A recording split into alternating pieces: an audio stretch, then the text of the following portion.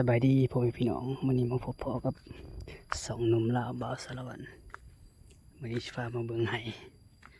ก่อนนี่ก็จะเป็นไห้นาของพวกเราสิประมาณนี้น้ำบ่มีก็เลย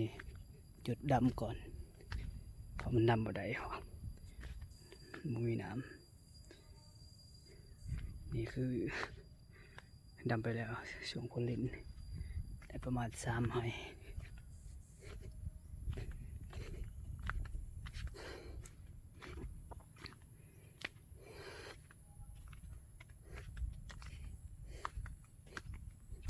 เป็นแบบนาสาวไหมแต่ก่อนจะเป็นไหมันอยู่นี่เห็ดไหมันนี่น้ำมันมีแตกเคิบเลยลมขนาดนี่ตอนเห็ดไหแข็ง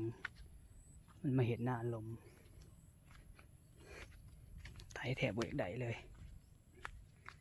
ก็มันลมนี่ขาวดำใดประมาณ10 ปลายมือบ่งามน้ำมันบ่มีแต่บ่งามนี่ก็จะเป็นข้าวโพดปลูกข้าวโพดปลูกแต่ต้นเติบมา2 เดือนกว่าเดือนปลายประมาณเดือนปลาย2 เดือนนั่นแหละหญ้าขึ้นเต็มเลยบ่ได้เฮ็ดหญ้าเพราะว่าเวียกหลายฝนตกมาก็พอดีหญ้าขึ้นก็พอดีลงดำนาเลยก็เลยบ่ได้เสียหญ้าขึ้นเต็มข้าวโพดขึ้นบ่ทันเลยหญ้าขึ้นก่อนกลายเป็นไหหญ้าแล้วบัดนี้สิบ่เป็นไหข้าวโพดสิประมาณนี้มันบ่งามเนาะ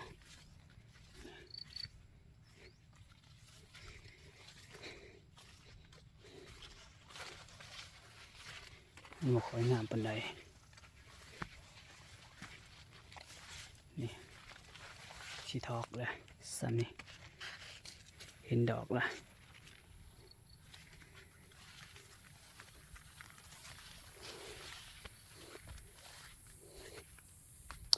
หญ้าโคตรหลายทุกคน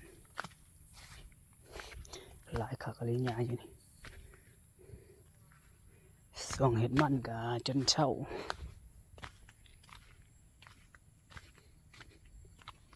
พอเห็ดหญ้าบ่ได้เอาหญ้าบ่ได้มันจะบ่มีหัวเท่านี้ก็จักสิสำไรแหละยันสิบ่แพ้หญ้าอีกหญ้ามันหลายแห้งถ้าแบบเฮาบ่ได้เห็นหยังกับมันก็บ่ได้ค่อยหลายปานใดหญ้า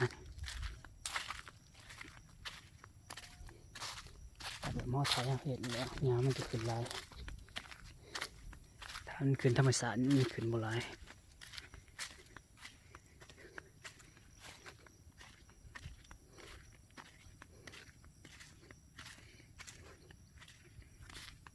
ฝนบ่ตก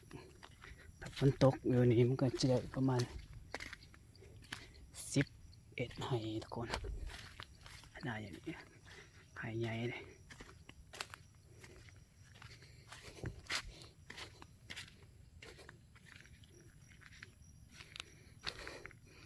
นี่ก็จะเป็นต้นมะพริกแม่ลำปลูกโพดละขุดเพื่อปลูกเว้นปลูกยังขุดเฉยๆผลนี่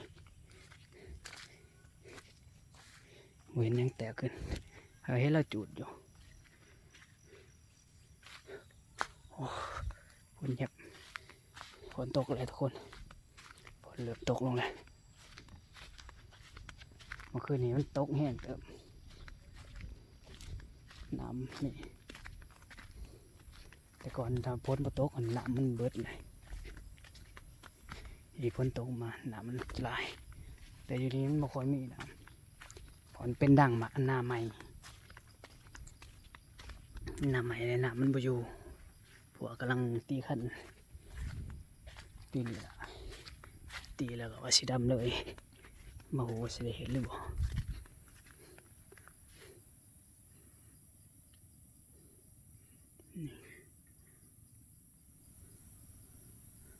ประมาณนี้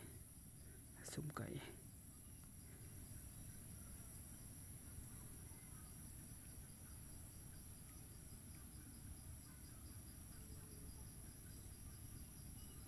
แนมไก่คืองามไปไก่แล้ว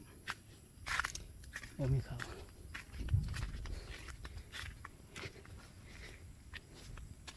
อันนี้เขาก็ใช้เป็ดคลิปเพียงสมัยเนาะมาพาพี่พาน้องมาเบิ่ง